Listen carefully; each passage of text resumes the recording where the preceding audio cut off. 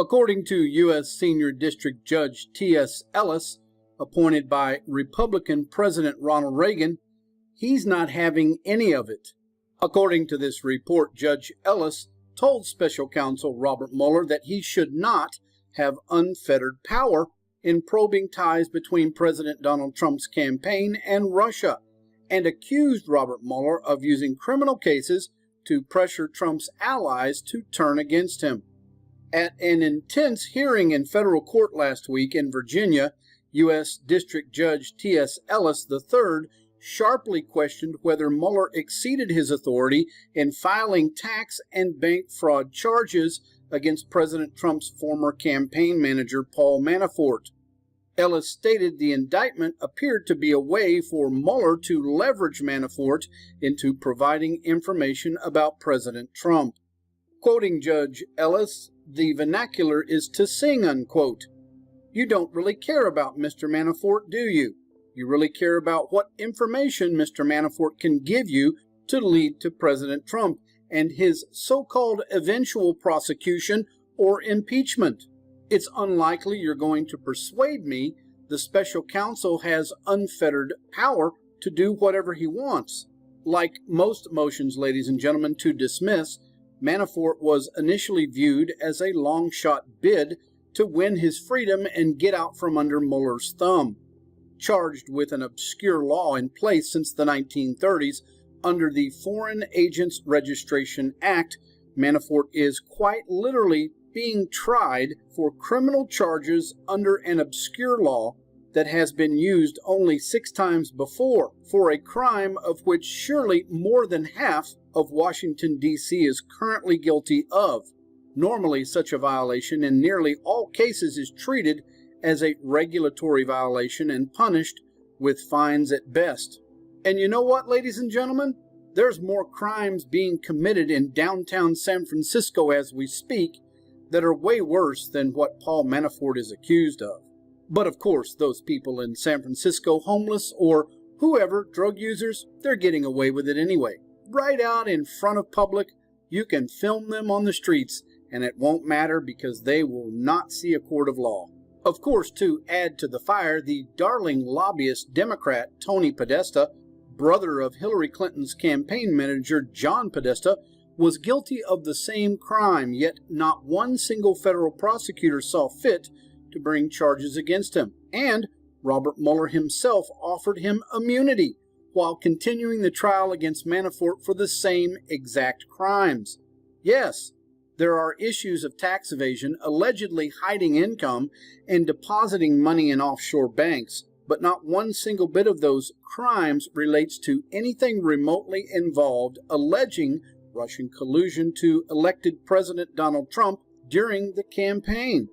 And of course it goes without saying when Manafort's team of attorneys asked him, unsuccessfully of course, to dismiss a slew of charges against their client accusing him of tax evasion and bank fraud, Ellis demanded Mueller's office hand over without any redactions an otherwise highly classified memorandum containing the scope of his authority to investigate President Trump's former campaign chairman and other crimes. Ellis noted his concern of the unfettered power seemingly possessed by Robert Mueller in probing ties between President Donald Trump's campaign and Russia. Of course, to this point, Robert Mueller has not given any classified memorandums over to the court. So at this point, the jury is currently locked in deliberations in the trial of former President Trump's campaign manager, 65-year-old Paul Manafort, as the mainstream media outlets, Washington Post, the New York Times, the AP, CNN, NBC, of course, Politico, and BuzzFeed all requested the court release the names and addresses of jurors. Manafort is accused of earning more than $60 million as a political consultant in Ukraine. And of course, he failed to report a significant percentage of his tax return earnings.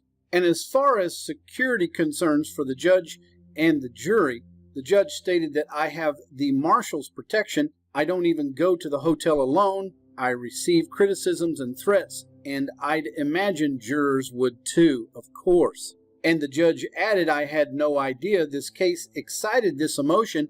I had no idea how this case would be perceived by the public and the press. And in conclusion, according to Judge Andrew Napolitano, the criminal charges themselves clearly don't match up to the original purpose of the investigation. Both were accused of working as foreign agents and failing to report that status to the federal government, using shell corporations to launder income and obstruction of justice by lying to the federal government.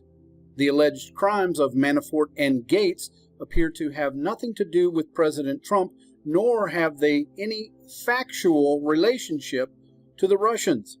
So why were these two indicted by a grand jury hearing evidence about alleged American assistance to Russian interference? Your guess is as good as mine. Well, I can guess very easily. They're complicit, like they always are.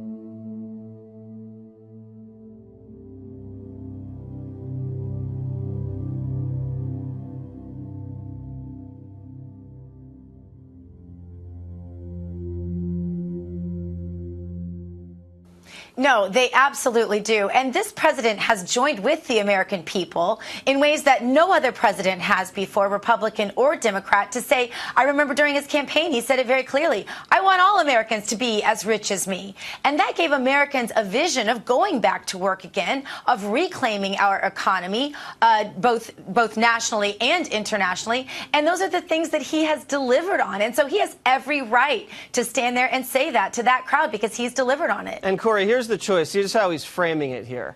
He's saying these people in Ohio, you know, they're smart people. They own a business. They own land. They have families. They have savings. They have high salaries. They're doing great. And then you have some little pale weasel in a small apartment making a tiny amount of money in Manhattan or Washington, D.C. He's got nothing going on, no action. And he's calling those people in the heartland deplorables. He's calling them toothless, and that's why people don't like the people in the media. Well, Jesse, it's not just the people in the media. It's the bi-coastal nature of either going to Stanford or Harvard and then looking down on everybody else who didn't attend one of those Ivy League schools. And what this president talked about was he's wealthier than they are. He's got a bigger apartment than they do. And he's now the president of the United States. But more importantly, he's there with the hardworking men and women in Ohio every single day who are seeing the benefits of the economy which he has put in place to put Americans back to work. He went through those steel miners and coal workers who can now go back to work every day. They didn't go to Harvard. They didn't go to Stanford. Those are hardworking Americans that are better off than those professional elitists who look down their nose at others. Under Barack Obama, this country lost nearly, I think, 300 to 400,000 manufacturing jobs. And this president, only less than 2 years, has added 400,000 plus manufacturing jobs, Gina. But I want to talk about some of the news he made tonight. some people do or don't know this. Dianne Feinstein, the senator from California, I think she's one of the ranking members on the Senate Intelligence Committee and leading the charge against collusion and all that kind of stuff. It was discovered that there was a Chinese spy, a mole, who was her driver for 20 years, driving the senator around. God knows what he was hearing, in the front seat while she was chatting on the cell phone. And she's now upset with Donald Trump for being a national security risk.